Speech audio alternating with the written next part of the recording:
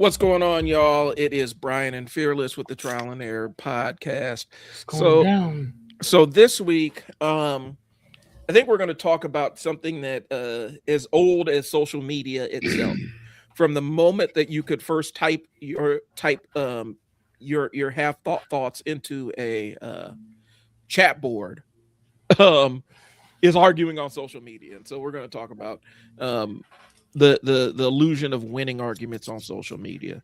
And I got Um, some real life stuff to address, but also talking about the idea of um, this idea that people have to agree with what you believe. Like there's no room for any kind of disagreement. Like we can't, and it's not even agree to disagree. It's you're I can't exist until you see things my way, kind of stuff. And so that's what we're going to talk about today. right. And so, but yeah, my name is Brian. I run a media company called the Media Room / I Sell Words. My goal is to teach people how to build video marketing systems to grow their business. That's what I got. And I'm a philosopher. So, All right. boom, pop, boom. So today, and I think one of the things we can discuss is because both Fearless and I are of an age where we're old enough to remember life before social media, right? And one of the challenging things about life before social media is it's hard to explain it to people that weren't there. But before social media, for specific topics, in order to hear somebody's opinion about specific topics, somebody that you're a friend with, you actually had to kind of have a conversation with them about said topic, or they had to introduce it in some kind of flow. Like there wasn't any, you couldn't read their threads, you couldn't read their posts or anything. And so I think for a long time, we existed without really necessarily having to deal with opinions that oppose our own on a day-to-day basis, just because the social contract and people trying to be friendly with one another and stuff like that. And one of the things on social media that has spawned is now you can see what your friends think about things all the time, depending on how much they post and how political their content is. Mhm. And I think that is a new. I feel like that's a new condition for us as people, as human beings, where you can see exactly what is going through a friend or family member's head and their exact opinion on topics that we used to not discuss, like politics, religion, all that other stuff.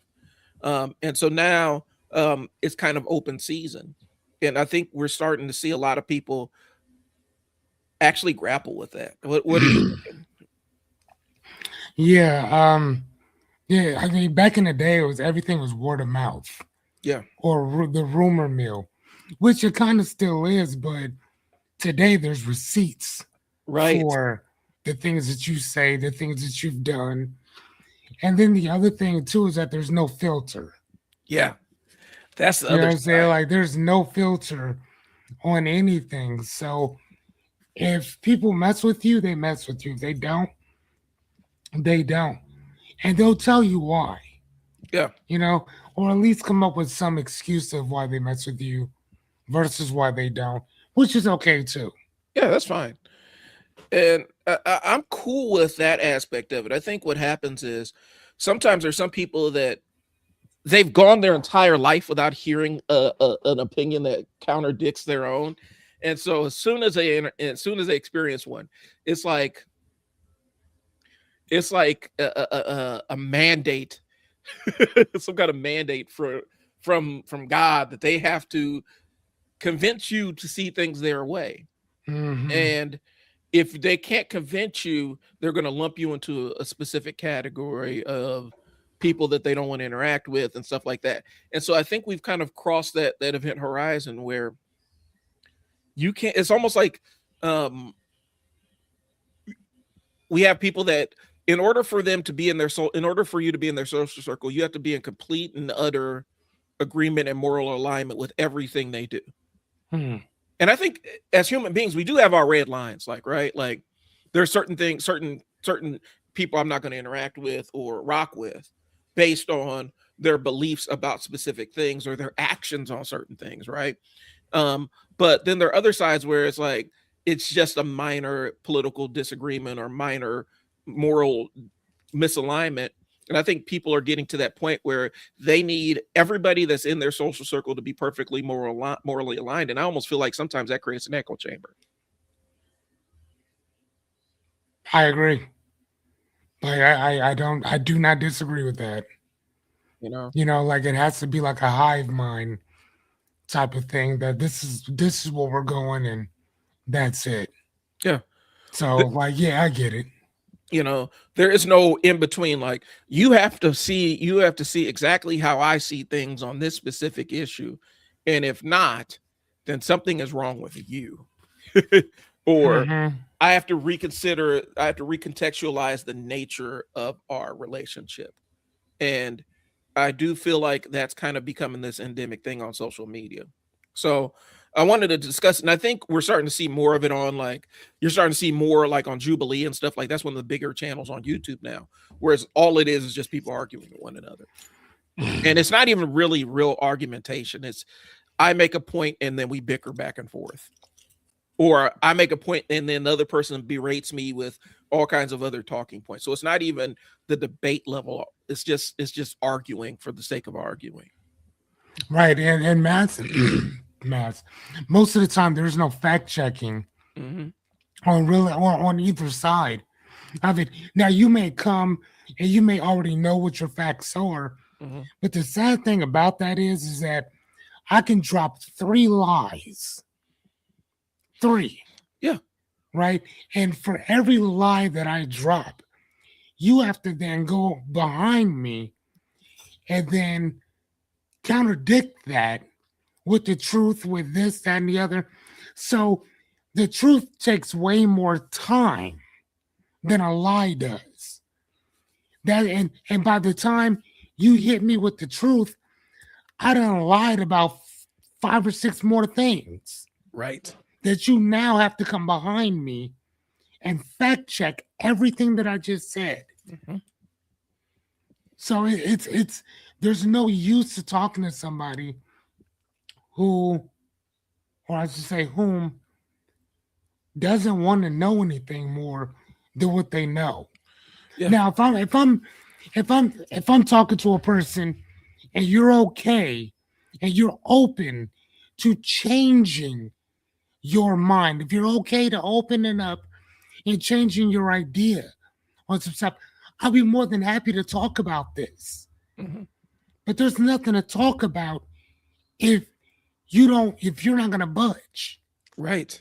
I'm wasting my breath and you're wasting yours. Yeah. I think we're good on that. And I think it is drawing that line in the sand. Are we arguing? Are we debating to seek knowledge and expand our understanding? Are we debating for understanding? Or are we debating for entertainment? Right. Or as a distraction?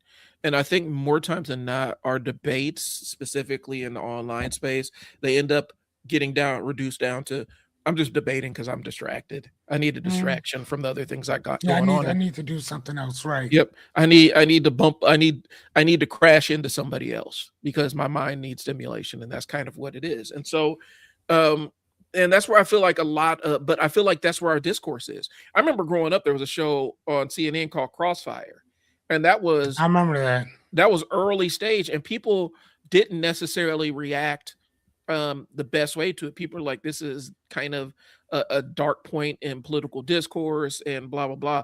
And now we got 1,000 crossfires going on. That was with Chris something. Yeah, and Tucker Carlson started there. But it was just 2 people sitting down arguing something, and then that ended up becoming an entire format. Since I'm a sports nerd, that ended up hijacking ESPN's entire daytime format. It's literally 2 people sitting at a desk yelling Chris Matthews. But and then because initially a lot of the Sunday morning political talk shows used to be more roundtables, where somebody would they would present their political point and somebody else may counter it, or they may just present a opposing point without necessarily directly countering that person. But the debate arguing culture has taken hold so much. Like I said, it poisoned ESPN's entire daytime lineup of sports programming, where it's literally just two people sitting there arguing about it. And neither one of them may even actually believe in the thing that they're saying. They're just doing it because it's good television. And they're And going to make a unfortunately they got to double down on whatever it is that they're talking about. yeah. They got to make Yeah. a soundbite. I mean, Stephen A. Smith built a whole career off of it. And to the point where he's even contradicting himself openly and people are pointing it out. Nobody cares. Because that's the end of the day. At the end of the day, for some people, it doesn't matter if you point out they're being hypocritical. Okay, and point. Mhm. I'm a hypocrite. I don't care. This is what I'm saying now. But here's the thing, though. I don't know if that's actually a thing about being hypocritical, or that's just a thing about growing up and changing your views on certain things. Yeah. You know what I mean? And so it's so crazy when people are like, well, you voted for this 20 years ago, but now you're switching up. Like, of course you're going to switch up. Right. Why would I keep the same ideology that I had 20 years ago as a 27-year-old man Mm-hmm. as opposed to a 47-year-old man? I don't think the same way that guy does. Yeah. There's certain principles that he had that I still have, but there's certain belief structures, there's certain ideas that neither one of us has. Mm-hmm. Like we don't have them. And I'm cool with that, where your perspective evolves over time. I'm talking about your perspective doubles down when you're proven when something you believe isn't false, or somebody pokes a hole in something that you deeply believe, and you don't worry about the level of, well, you just said this like 5 minutes ago and now you're coming back and contradicting the thing. And you're doing this to win an argument. You're doing this to win an interaction.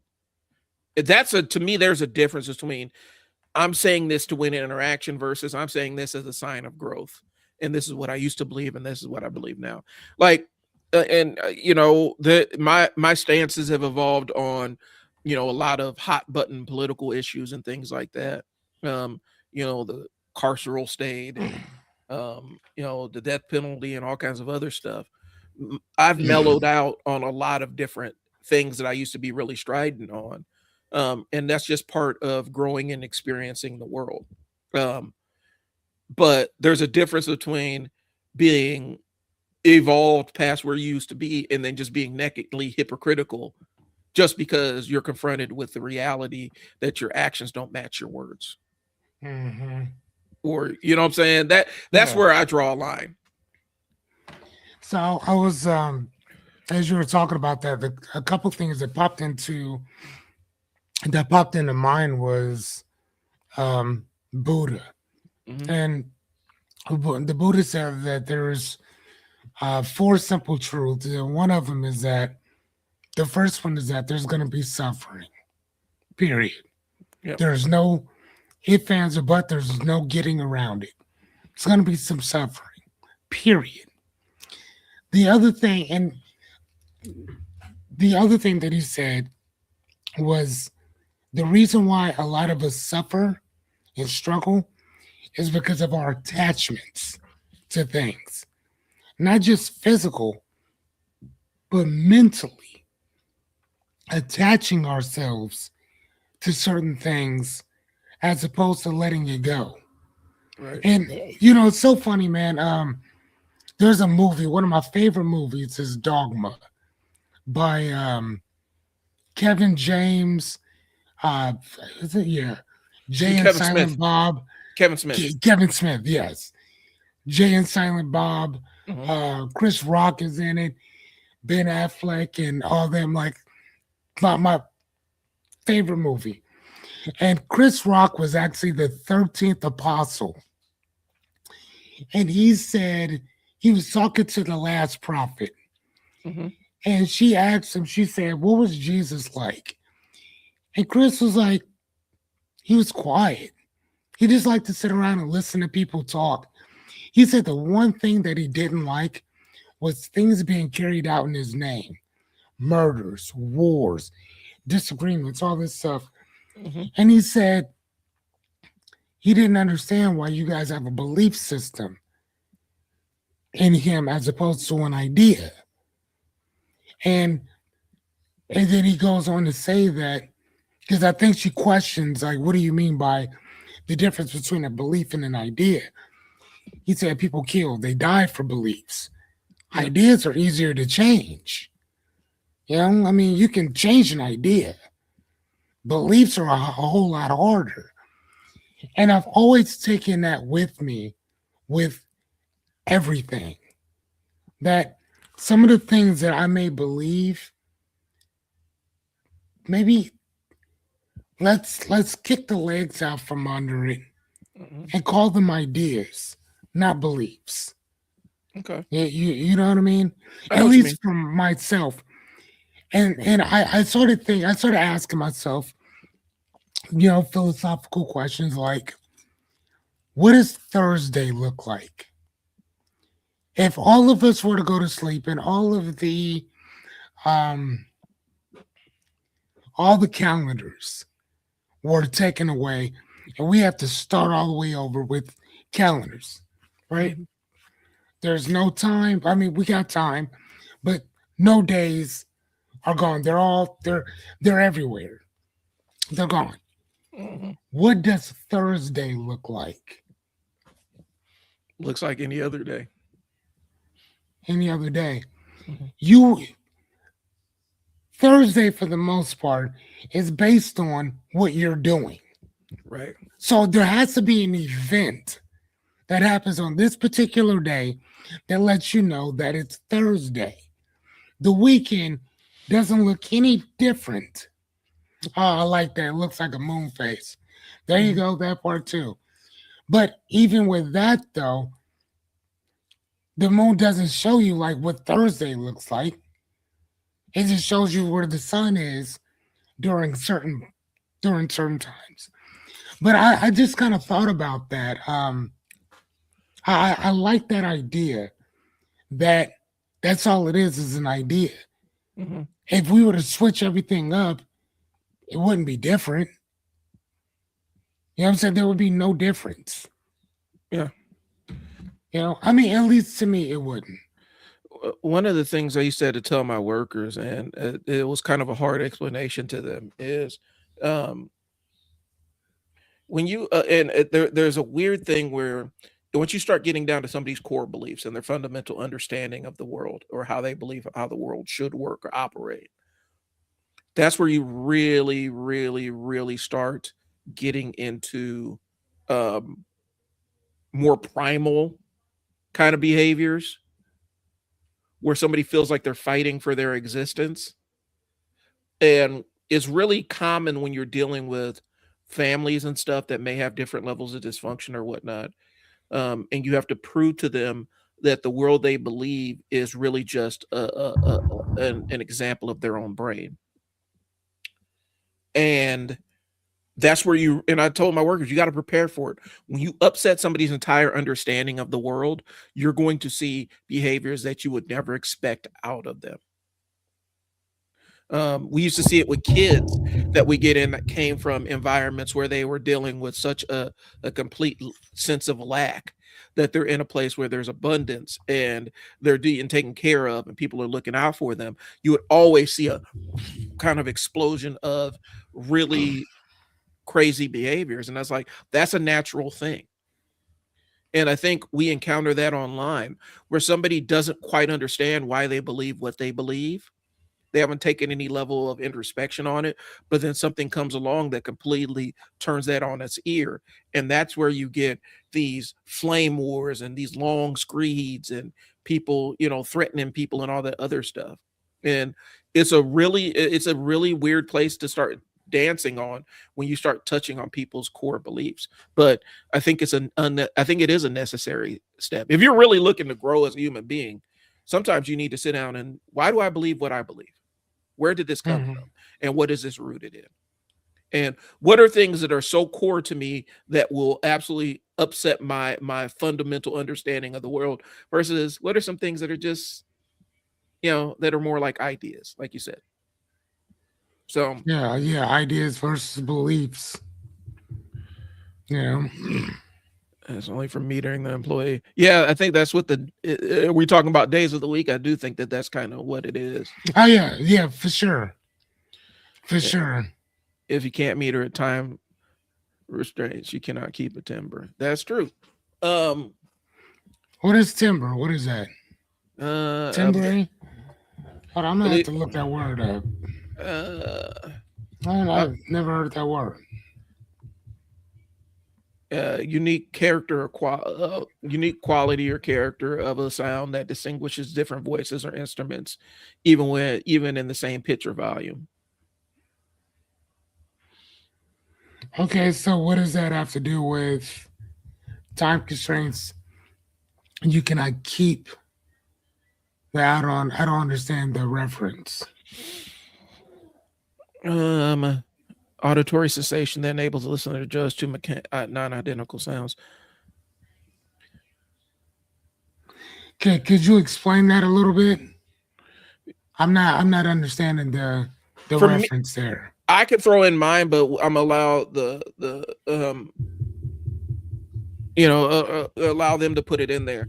I'm thinking that you can't figure out your own specific cadence or workflow or style, and what to expect out of that person.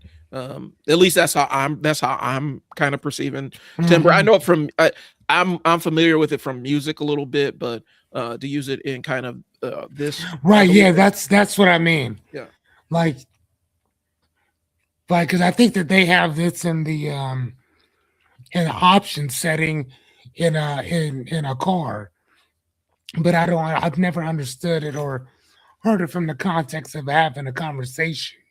and we're both word nerds.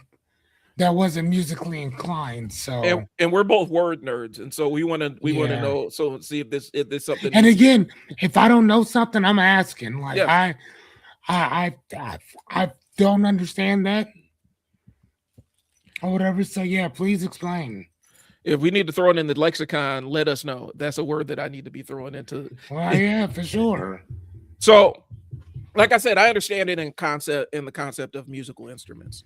Okay, yeah, and voices and stuff like that, a specific sound. And so I'll ask for a lot of people that are 10 toes down in the Facebook or Twitter or Threads or Instagram or YouTube arguments and comments. What does winning an online argument actually look like? What does it mean when you win? To win an online argument? Yeah. I think it's more egotistical than anything else. You know what I mean? Like, I think that it's more egotistical. Ego. Yeah. It's what you win. You get to inflate your ego a little bit. And depending on who you're arguing for or what you're arguing against, I don't know. For me, that's why people argue. No, you know what I mean? I mean, think about people that are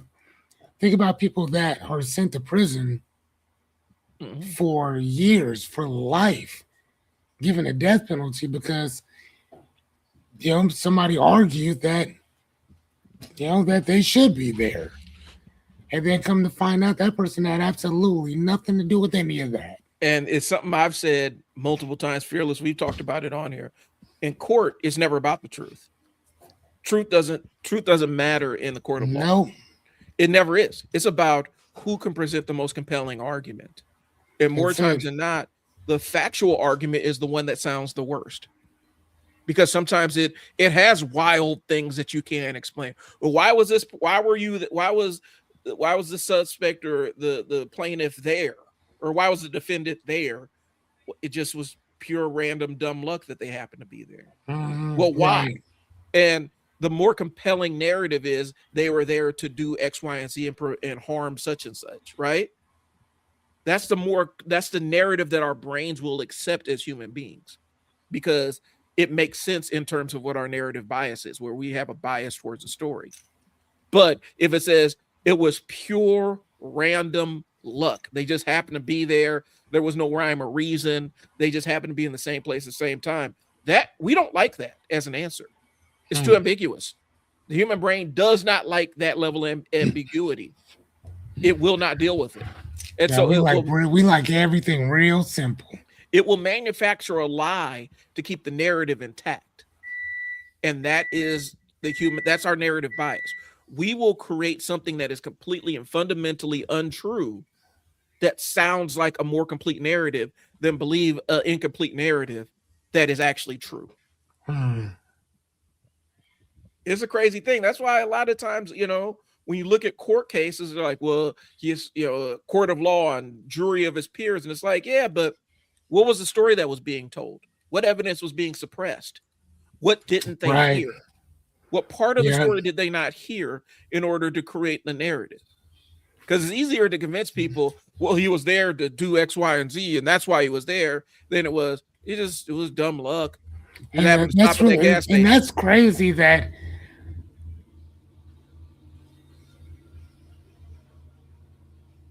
construction. That there's certain stuff. Hey, keep talking. I'll be right back. Okay. It's one of those things where we have this weird preference and this weird bias, and so it's easier to get somebody to believe a true sounding lie than a lie than if it's a lie that sounds like it's plausible. It's easier to get people to believe that than it is to get people to believe something that is true but sounds improbable. And that's human nature. And until we can get past that point consistently, you're always going to have cases of somebody who ends up getting on death row for something they didn't do, because one side presented a compelling story, a compelling mistruth. It sounded like it could be true. Mm-hmm. I say at this point, we live in a world that doesn't make sense. I think we've always kind of existed in that. We were not really good at understanding ourselves. And I think sometimes that's maybe the first point, like the first grasp of it, that we're not really good at understanding how our brains work. Our brains aren't, I had to tell somebody a long time ago, our brains aren't wired for happiness. They're wired to keep you alive. That's it. It's not wired to make you happy or sad. It's wired to keep you alive.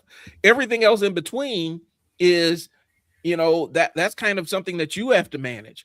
But, if you're saying, well, you're depressed because your brain's out of whack, well, the chemistry might be different in your brain, but your brain ain't wired to keep you alive. It ain't wired to keep you happy. It's wired to keep you alive. Yeah, to keep you alive. Yeah. The other stuff you got to manage. You have to find ways externally to manage the other things that are going on, whether it's medication, whether it's cognitive behavioral therapy, whatever it is. You have to find that thing. Your brain doesn't necessarily seek some kind of mental balance. It just doesn't. It seeks balance to keep your respiratory system running and keep your heart pumping, right. And those other impulses that keep you alive and keep you from harm. But the other stuff is not that great. No, not at all. And so, and this ain't even on my notes, but I think the way that I think this compulsion to want to be right in arguments is assuming that everything in the world follows logic and that everybody follows a specific set of logic. And your logic. Yeah. And I'm logical, but you're emotional. That kind of argument. And I've seen that manifest so many times on the internet where I'm looking at this from a purely rational point of view. No, you're not. You're not. Like, it's physically impossible for you to do that. Because even our most logical stances are still informed by what our emotions about a thing is. If you ever read a case of somebody whose logic center is completely separated from their emotional center in their brain, they can't function. They can't function outside in the world because they can never make a decision. Right. Even our most logical thoughts are still informed by our what's going on emotionally with us. Because what's logical when my emotions are this way would be completely illogical when my emotions are this way. What's the most logical pizza place to go to? Godfathers, Why? because it's amazing. Right. But the reason why And you think, ain't nothing else to discuss on that. yeah, and the reason why you think the reason for you why it's amazing is because you have specific emotions tied to how good it was last time. But for some people, they might, well, shoot, it's Little Caesars, man, because it's the cheapest. Ugh. Nah, don't nobody eat Little Caesars. And for some people, it's this super expensive place because it's super expensive and high quality. It really depends. It's all what your emotions are tied to the thing. I can say I like my favorite color is black because blah blah blah blah blah. It's just my favorite color is black. I just have my own reasons. Mm-hmm. All right, Chris. What number are you on? I was actually on. I think I was on 3 or 2. What winning looks like what you actually get from winning. We could move on to 3 because you mentioned protect the ego and stuff like that. Yeah. Let's talk about the role of the audience because I want you to get into that. Oh yeah, that's good stuff. Okay, you are rarely arguing with just the other person. You're actually performing for your followers, your peers, people who agree with you. Yeah. Mm-hmm. And this changes the goal from understanding to presentation. There it is. That's deep. Mm-hmm. That changes the role from understanding to presentation. And I think if you notice on that Jubilee, that's what they're doing. They're performing in front of other people. Mm-hmm. They're incentivized to perform. Yeah, they're incentivized, right? Because then you start clapping, and then but then when people start disagreeing, they put those red flags up. Mm-hmm. Like, hey, so again, it's like, nah, you're good. Well, even right? It's not even if they disagree. It's if the performance falters, if it looks like they aren't performing as well in their argument as they should, that's when they get pulled off the stage because now their argument doesn't look as solid. And so it's not as compelling. And so now they can put up the flag and say, yeah, their argument's kind of falling off of a cliff because the person they're sitting there, because more times than not, and I'm just be honest with you, they'll bring in, and the Jubilee format is, we'll bring in somebody who's incredibly knowledgeable about specific said area, and we're going to bring in a bunch of people that got an opinion about a bunch of other things, but they're not really experts in this specific thing that we're talking about. Mm-hmm. And what it is they blitz this person who actually has some kind of knowledge about said thing, or maybe even it may not even be a working knowledge, just maybe a deeper understanding. They pop them with questions, hit them with questions, and pelt them with questions, and then the person who they're up against will either answer the questions or see the point. More times than not, it's they're sparring with somebody who is a little bit more knowledgeable, and that's what it looks like. And so invariably, at some point, when you reach the limit of your knowledge, your argument starts to sound like shit. So that's what happens. Right. Regurgitated bullshit. Right. And I think that's kind of the formula that Jubilee has mastered. And people think something's being accomplished. You're not accomplishing anything. A lot of those people are actors that are on casting calls, bro. Like, that's really what it is. If you go to the website, it's just a bunch of actors or people who are social media presences that they're trying to elevate. I've seen that too. Like when somebody will get on there and they'll debate, so-called debate with somebody, and they do really well. They'll get on their TikTok, they'll get on Instagram or whatever. I'm like, yeah, if you want to know more about my beliefs and this and the other, just follow me. And then they'll start talking about, yeah, this is how I dismantled such and such and such, or whatever. So again, though, I like that though about the understanding versus the presentation, which is funny because most of the stuff that I do, I'm always asked, like, why don't you ever put that online? Why don't you ever tell anybody about yourself? And I always tell people that success doesn't come with the studio audience. Success comes off some shit that you do. It ain't got nothing to do with other people. At least to me, it doesn't. So if I'm out flying somewhere to go pick up something that means a lot to me, what do I need to show you a picture of that for? Right. I don't need to be braggadocious on anything. Like I'm happy that I did this or I got that.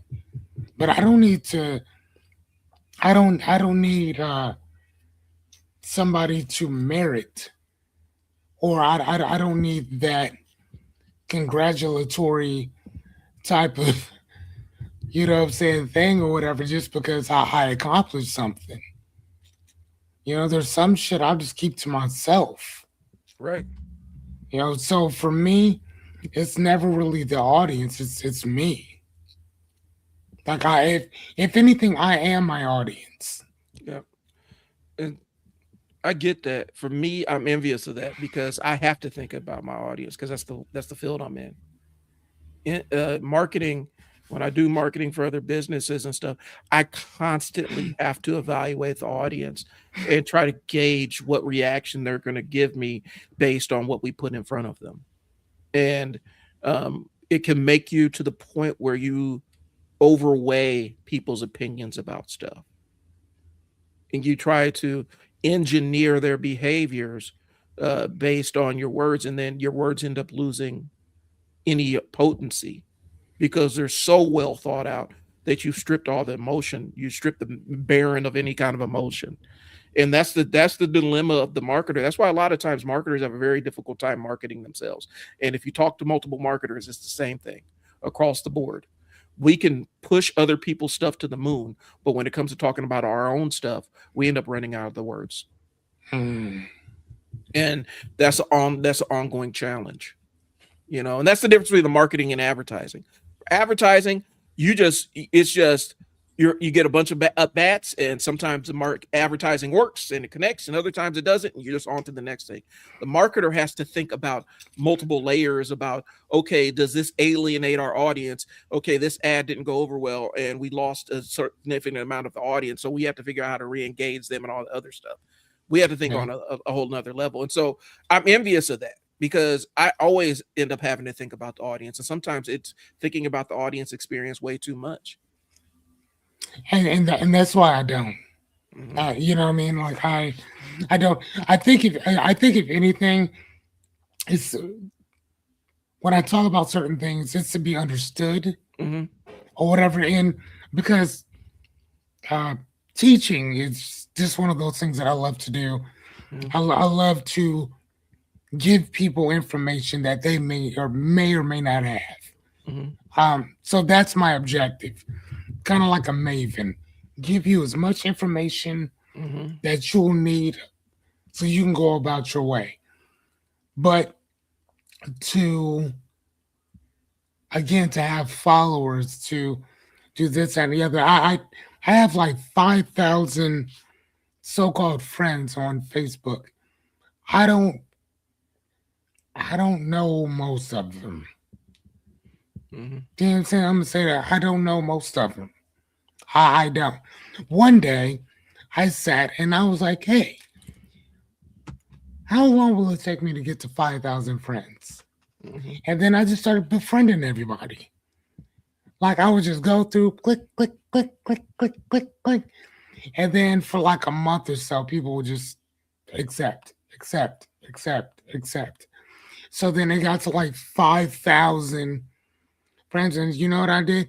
And then what I noticed I didn't know before is that if you start putting stuff up, unless they mess with you on a consistent basis, they're never going to see any of your posts. Exactly. Any of them. And you can change a little bit by paying for it, but even that doesn't change the game too much if they're not interested or unengaged. Nope.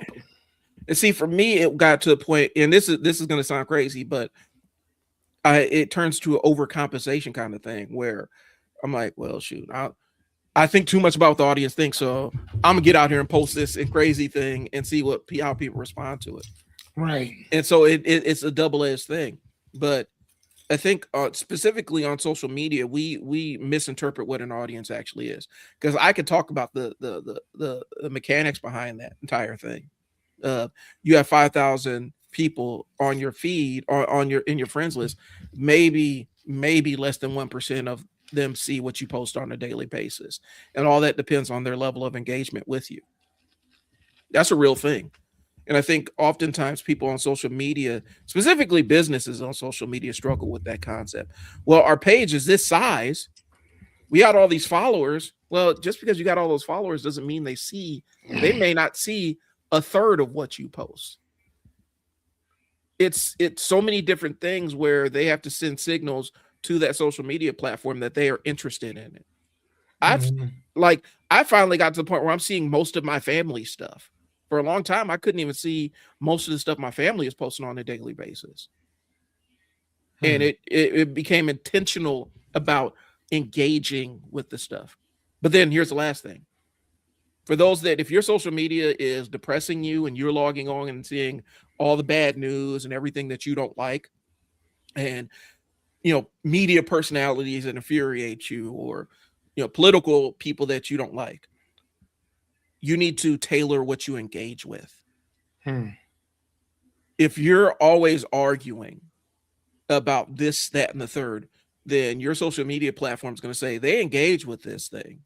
They may not like it. It may not be a positive engagement, but they engage with it. Show them more of said thing. So if you are tired of seeing videos about people getting, such and, X amount of people got murdered and blah, blah, blah, and, this horrible thing happened to these kids and all this other stuff, you got to stop sharing that stuff. You have to stop engaging in it. You have to stop liking it and sharing it to your friends, because once you stop doing that, your algorithm will say, okay, well, they're not engaging with this anymore, so let's show them other stuff. Yeah, my algorithm is weird. I got some. Mine is a mix of comic books and current events and like food videos, and that's about it. And marketing stuff, because I do follow a lot of marketers. Like my algorithm is like on some Ripley's Believe It or Not type shit. Yeah. Like my stuff is weird.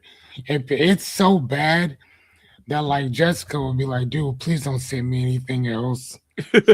Like she's like, dude, please don't send me nothing. So let's go. Let me see where we're at, because we were talking about the audience, and more times than not, the debater is they're not trying to win the debate as opposed to win the audience's approval. And the audience ends up becoming the target of who you're talking to, and not the person you're debating.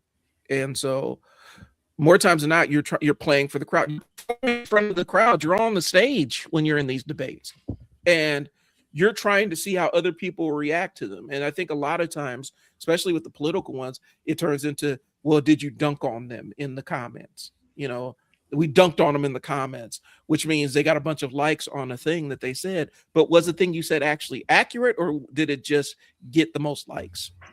And I think oftentimes it falls into, well, it got the most people liking it. Well, just because a lot of people like a thing doesn't mean that they're correct. Right. And so that's what it is. Are you playing to the person? Are you playing to the crowd? Or are you debating for the sake of knowledge, gaining knowledge? Or are you debating to win the engagement? Those two things aren't the same thing. And we've seen it, and it's not even just social media. It's presidential debates. It's political debates that you see on television. They're not arguing. They're arguing to win the audience, and they're arguing to win the engagement. They're not arguing from a place of truth, because the people that tell the truth more times than not lose. Bad. They lose badly. And sadly enough, the people who actually want the best for you lose too. Yeah. Because bad. because and it's just a natural function of human behavior. When you want the best for a lot of people, or you're driven to tell the truth, you have to you have to try to put very uncomfortable truths in front of people, and people don't like the truth. People want to be lied to, and I'm telling you this. I'm telling y'all this, and it sounds awful when I say it, but we would rather deal with a very, very pleasant looking lie than an uncomfortable truth, just as a baseline. Yeah. Because it informs our narrative bias. Like it goes into like it satisfies that narrative bias. And so people say they want their politicians to tell them the truth. No, they don't. They want their politicians to tell them things they want to hear. Yeah. They don't want you. I mean, here's the thing, man. I think that if people understood how everything kind of ran, and you were to wake up and you were to see it for what it is, you probably wouldn't even go back to work. I ain't gonna lie. I mean, you probably just walk out of your house, go build a tent somewhere, and go grab yourself a book and chill out. Mm-hmm. Like I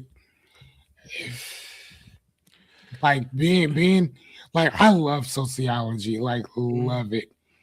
And for those of you who may not understand what sociology is, it is basically the study of systems and how you pertain to that system. Mm-hmm. Again, like I gave the analogy of, and it's not just an analogy, it's a fact that I do when I'm playing my video games, football, basketball. Before I even start playing, I set the system to make me never lose, ever. Mm-hmm. And then I set the computer at like half. So they'll make half the shots, they'll do half the stuff, and it doesn't matter. I could pick the worst team and go up against the best team, Mm-hmm. and I will always win. And here's the other cool thing. It doesn't matter who I give the controller to, they'll win too. Because the system is set up for you to lose. And Yeah. here's the thing. If you do start winning, not a problem. I'll just adjust the system. Just the sliders. I'm not gonna adjust the team. No. I'll do it back here. Because whatever I do back here is going to affect out there. Done. Yeah. And here's some. Go ahead. Yeah. So if you were to take that same analogy and use that for life, and then you were to sit down and you were to think about our politics, about our politicians, about our government, about America's history, about all of this, you'll start to see that same system that somebody's been fucking with to give you something different. And then while we're sitting there arguing with each other over fucking race, Mm-hmm. racial, these people are. There's no reason why we don't have a universal health care. There's no reason. There's no reason why we don't have free education. There's no reason why we don't have housing. There's no reason why we shouldn't have food. There's no reason why we shouldn't have the basic building blocks of life given to us by a government that we elect and put into office to look out for our best interests. And collects money from us. That collect money from us to give to other countries to start shit with people in other countries. All I'm saying is that if that's what you want to do, cool. Whatever. Give us these things and go do your thing. You want to be the bully of the world? Do you? But make sure that this here is good to go.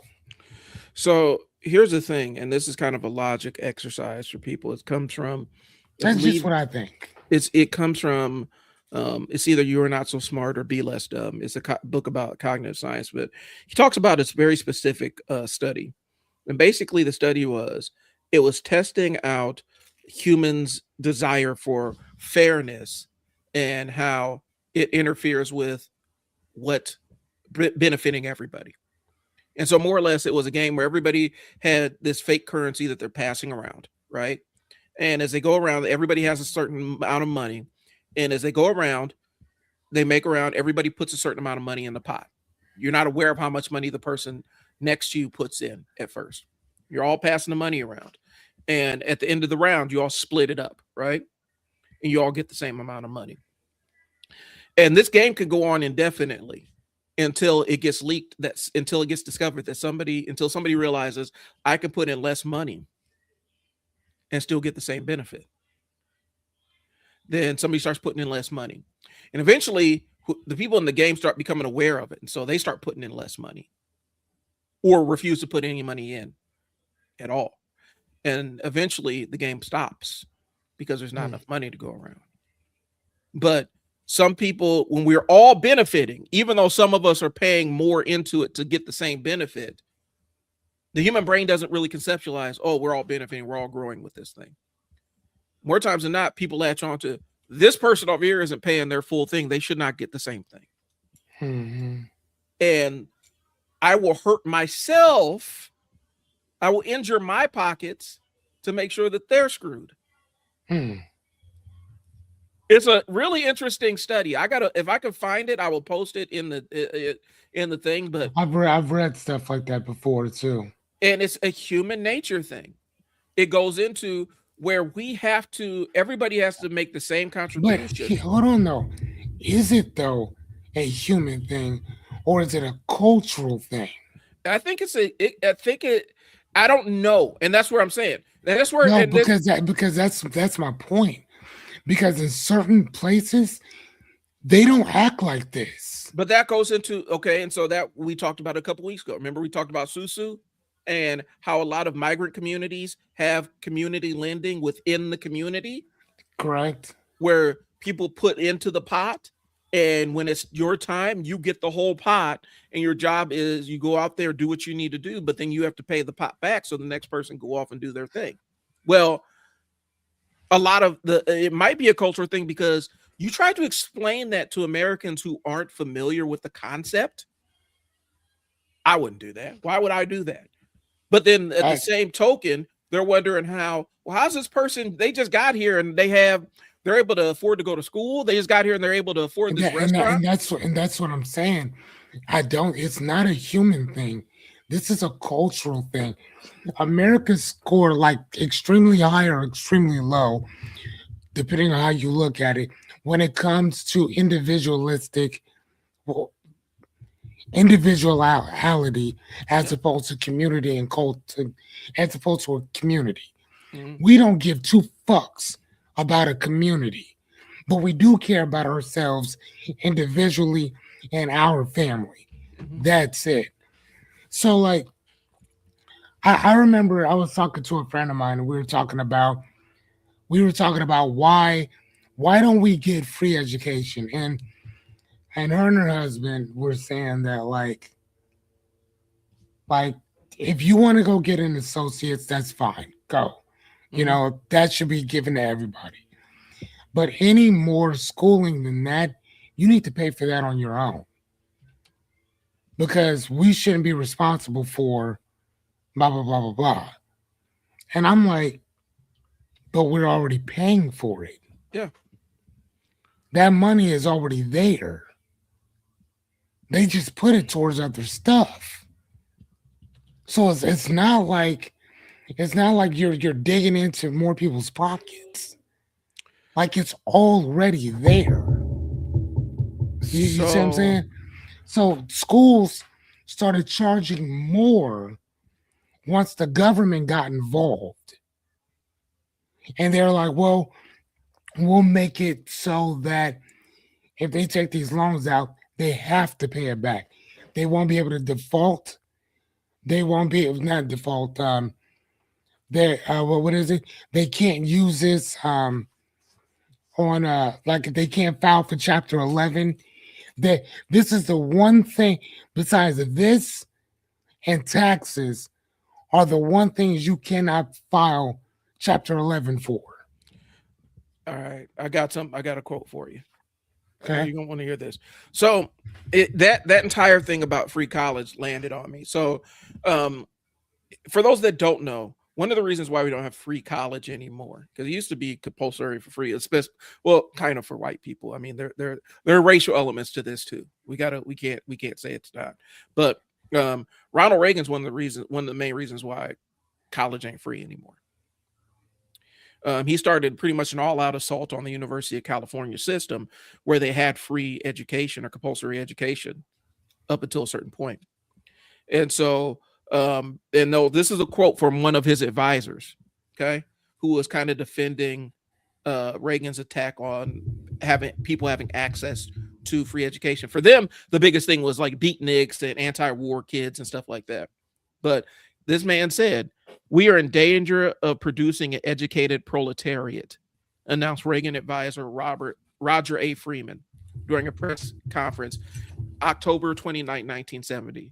Freeman, an economics professor at Stanford, was also an advisor to President Nixon. "We have to be selective about who we allow to go through higher education." He said we have to be selective about who's allowed to be in higher education. So they started cutting funding and putting the burden on the students to provide their own education. In a society that is about growth, Mm-hmm. in a society that is about bettering yourself and chasing your dreams, why would an educated group of the proletariat, why would that be a threat? And a lot of it had to do with the fact that during the 60s and 70s, you were in revolutionary times, and a lot of the people that were rebuking the system or pushing back were also college educated kids. And they love to read. Right.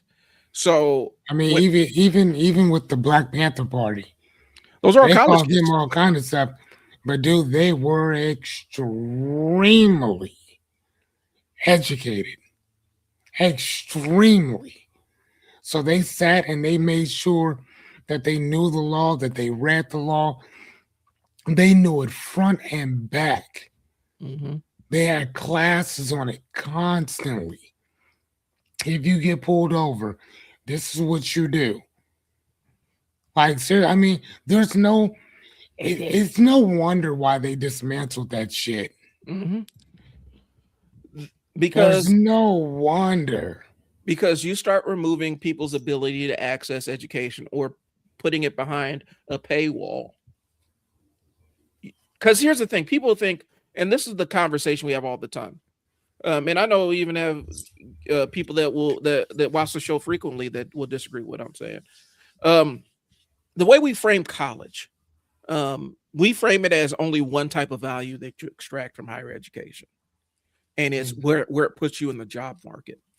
And Correct. For me, I think it goes beyond that. I don't think everybody has to go to college, but I think it should be an option for everybody that wants to go. Yeah, for sure. And for me, being in college forces you to understand that there are other people out there who have different perspectives about the world. And your knowledge about how things work isn't complete and it's not total. And it forces you to expand your horizons about things. That's why so many people, they talk about, well, I sent my kid out and they came back, with blue hair and all this other stuff. They expanded who they were. They expanded their horizons and started. It's supposed to turn it. College is supposed to turn what your kids leave your house with. It's supposed to turn it on its ear a little bit to challenge them so they can grow into the kind of adults that are going to produce in society, as opposed to worker drones. And I think a lot of people view college simply as a degree mill where you get this degree and all of a sudden that's your career track. That world ceased to exist 50 years ago. Gotcha. That world where you go to college and you graduate and that's what you to get your degree in, that ceased to exist 50 years ago. I've had plenty of conversations about people who were sneering at kids going to get art degrees and stuff like that. And I'm like, I know multiple people who are six-figure earners who have art degree and they're working in their field. It's just not the way that you understand it. They're set designers on commercials and on broadcast. They design containers. They design containers for major corporations and stuff. They get paid a lot of money to do that. You know, they get hired for their aesthetic sense and stuff like that. But, well, art degree is useless. No, it's not. Not if you know what to you do it with it. Yeah, no, that's why I'm doing my thing in philosophy. And again, I mean, I've never seen a company hire specifically for philosophy, but I don't intend on getting a job working for anybody else. I know exactly what I'm going to use it for. And I assure you, I'm not going to say I'm the only person that does it, but I'm the only one that's going to put it out there the way that I do. Yep. So, like, yeah, I don't have absolutely no intention of working for another person. Working with you is one thing. For you, not at all. Yeah, I tell people, if that's the case, if it turns into where I have to be 100% employed by somebody else, that's going to shorten my life because I've already been that place before. And I'm dead serious about it. You know, that's just something. It is one of those things, but we see this as a career track, and college hasn't been a career track in a long, long time. And more times than not, you're even seeing it where these major corporations are having entry level jobs where you have to come in with 2 years of experience and a master's degree at entry level. So they're not even serious about the game. You know what I'm saying? They're not even serious about what that's. Think about that, dude. Man, like, you need a master's in certain jobs. And I was doing a paper on that, and they were saying that the reason why there's jobs now where you have to have a master's degree is because these employers can be picky now. They can be very picky now. So things that a high school student could do or whatever, they're like, well, this guy over here has a master's in such. If we can get him to do it for the same price that we would pay this high schooler to do it. Think about that. So the more college you go get, you're thinking, oh, this is going to advance myself. No, it is not. Because you got to remember, you're not the only person with a master's degree out there. If you were the only person within like a 3-mile radius, I would understand. But you're not. It's just like having a doctorate. Motherfucker, I know 4 doctors. Like, what are you talking about? Well, 4 of them. Here's the thing. So in a lot of companies, they'll post a job just because it's close to the earnings call. You don't know what we're talking about. Basically, what it is they're trying to bump the price of their stock value up. And so they have to make it look like they're a growing company, and growing companies hire. So they'll post a job without ever having any intention of hiring anybody who applies for it. Not at all. That's the real game that's being played here. And so when we started gatekeeping education, and the only reason we started gatekeeping education was because they're forced to desegregate schools. Say that again. This is my opinion. I could be proven wrong, but the reason why we started gatekeeping education, because look at it with Reagan in the 70s, right? I don't think OPS got desegregated until like 1975 or something along those lines. The Omaha Public School District. It was late. It was late in the game. But as soon as we started desegregating schools and allowing everybody to have access to these schools, and you couldn't have just white or just black or just Latino schools, and you couldn't narrowly just force all the kids of one color into a school, what happened is they said, okay, Well, since we can't do that anymore, we need to throw a paywall around education. Because all these people that were artificially kept out and instantly have access. Immediately have access. Mm-hmm. And as a result, they made it harder and harder for average people to go to school. That's why for not average people, but for your general, like the majority white folks, they made it harder for white folks to go to school just to prevent everybody else from going for free. And it's a cutting off your nose to spite your face kind of thing. It doesn't make any logical sense. It's all emotion. Mm-hmm. But we don't want we don't want said group to have access to said thing. And so we'll punish ourselves to prevent them from it. How many middle class white kids would be unburdened if school was compulsory again, where it's just free, where you can go to college for free? They would be instantly unburdened.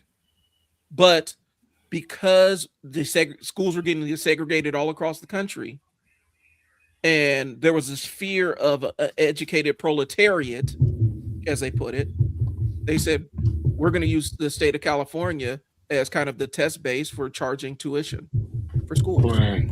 And all these other states to follow suit, because it's a good way to keep people in control where you limit their access to knowledge.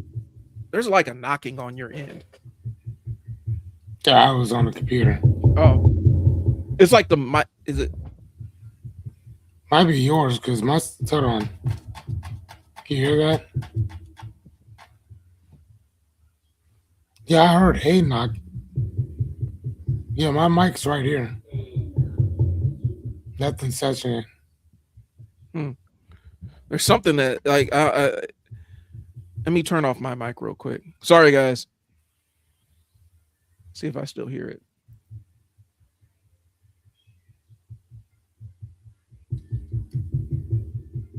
Yeah, it's like a metal sounding thing. You can hear it on the playback, but it's like a metal knocking kind of thing. So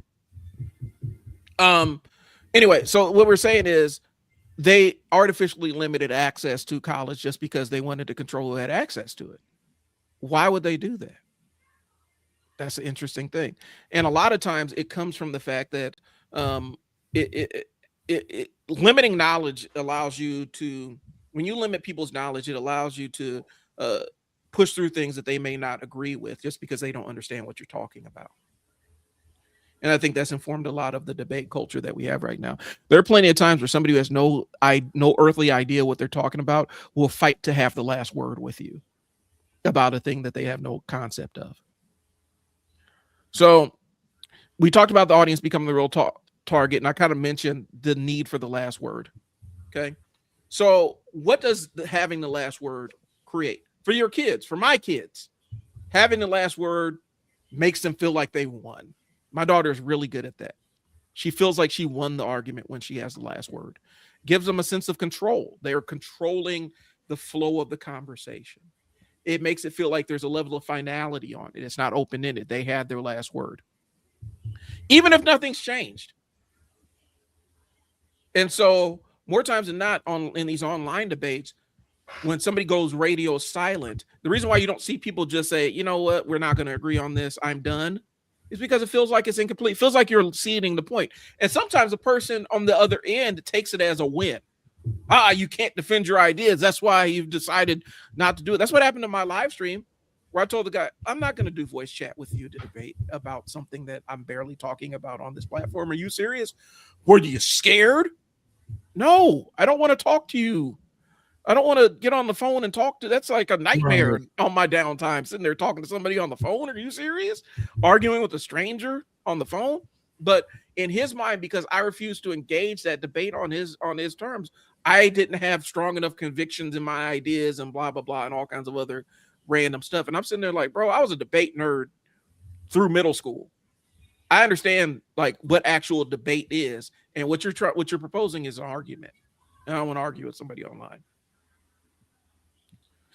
So what is it about that feeling of losing one of those verbal engagements, Fearless? What do you think it is? Why do you think people have such, they want to lose that engagement? They don't want to lose that verbal thing. Again, man, ego. I mean, for me, it goes right back to self-actualization. That a sense of belongingness, Hmm. a sense of aesthetics of looking good. If anything, you can use Abraham Maslow's hierarchy of needs to justify why people feel the way that they do, especially when it comes to that. Hmm. That they may have the basic needs covered for the most part, but maybe they don't feel like they belong, and they want to feel like they belong to something. Right. If you take the Civil War, if you take most wars here in America, why was it that when the natives were taking the, the colonizers hostage, when it was time to let them go, why do you think most of them wanted to stay? They didn't want to go back to what they were doing before. They didn't want to go back to the other white people. They didn't want to be around them anymore Hmm. because they never been treated with such respect, with such dignity, with such honor in general. Right. You know what I'm saying? They understood that these people have principles. There's certain stuff that they do not do and they will not do. Period. What? But What? that. And then if I go back to my camp, it's literally every man for himself. Hmm. Here, no, it's the chief is for everybody. Period. The tribe represents everybody. Period. We all pitch in. What? Come on And, now. and so what you experienced, what you just said, what you just mentioned was that's a disruption of the narrative that they actually come in with. That's a just that it sounds improbable, and because it sounds improbable, people won't believe it's true. You can look in a history book and validate that, Hmm. but it sounds improbable. Just like, okay, so the argument, you've heard it, I've heard it. Well, there are black people that own slaves, right? You've heard that one, right? And it's like, okay, that sounds like it could be, since slavery was the way it was in the Americas and blah blah blah. It's true, but then you add a bit of nuance, like, well, a lot of times those black slave owners, they were buying members of their family's freedom, and since there was no logistical pathway to make a slave free for a long time, they had to continue to have them documented as slaves, even though they bought their freedom. Hmm. That's not such a good narrative, because it's like, well, why is society like that? I don't know. Maybe you need to ask the people that were in charge of that at that time and why it was set up in that manner. But Or came up with the story in general. it feels like a compelling narrative, but it sounds so if it sounds so unlikely that would be the case, that we just reduce everybody to what the dominant society was doing to people at the time, and not everybody thought that same way. For them, Right. that was the only pathway to get access to their wives and kids and nieces and nephews and stuff, was to, as a black person, purchase them and buy them as slaves, because there was no mechanism to say this black person is now a free person under the law. They were born a slave and they were going to die a slave, and that's how society viewed them. And so if that person didn't have ownership of them, which led to a whole nother thing about, are black people allowed to have property rights in this country? um they actually had to go through the process, but when you phrase it like that, they don't get it. Just like the Right. entire, well, Africans were selling other Africans into slavery. Well, there are a lot of nuances that came with that. And you guys don't want to hear the nuances because it starts stripping away the narrative that you're Hmm. used to believing it. And it sounds improbable, but it was real, as opposed to the one that sounds real but was really just a lie. Right. I mean, literally, and that's always been really funny to me too, because first off, I mean, Africa is a continent. Right. So it's like, well, you guys are selling each other. Like, no, you Africa has 54 Americas in it. Yeah. Listen, 54 Americas in it. right? Mhm. 54 different Americas, right? And so, like I always tell people, people on the West Coast don't do the same thing that people on the East Coast do. Exactly. People in the South don't do the same thing that the people in North Dakota do, which is still America. They don't do the same stuff. Or people in Alaska doesn't do the same thing that people in Utah do or Arizona does for that matter. Right. So we do, and most of the time you also got to remember what look at our political climate right now. Hmm. Think about what the right and the left are doing to each other now. You know what I'm saying? Like the right has said on multiple occasions that if anything happens to y'all, we don't care. Like Hmm. your lives mean nothing. So you don't think that if somebody were to come here and start collecting the people from the left, the Hmm. people from the right would be like, hey, Well, no, we need to keep them. We're Americans. yeah. No, take those motherfuckers. Well, Take and them. the idea, Regardless of whether you know what they're going to do with them or not, is irrelevant. Get them out of our country. yeah, because we've otherized them, and the idea of right versus left, the concept that these political names that we ascribe to right wing politics and left wing politics, that it actually means something. Like a Democrat and Republican actually means something, as opposed to just a label of what it currently means right now.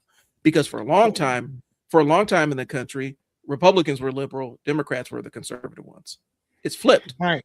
But my point in general Mhm. is just that there's 54 of those type of countries in Right. Africa. So when you're saying that, well, you guys are selling each other to each other, first and foremost, again, you have you have to look at what was happening at that particular time. The Mhm. people that they were selling off were imprisoned or they caught them because of a war.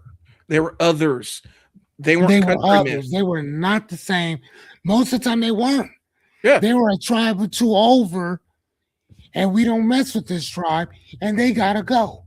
Same shit that we have here today. That if you don't like the way that a person's political beliefs are, you will figure up or conjure up a way to get rid of them.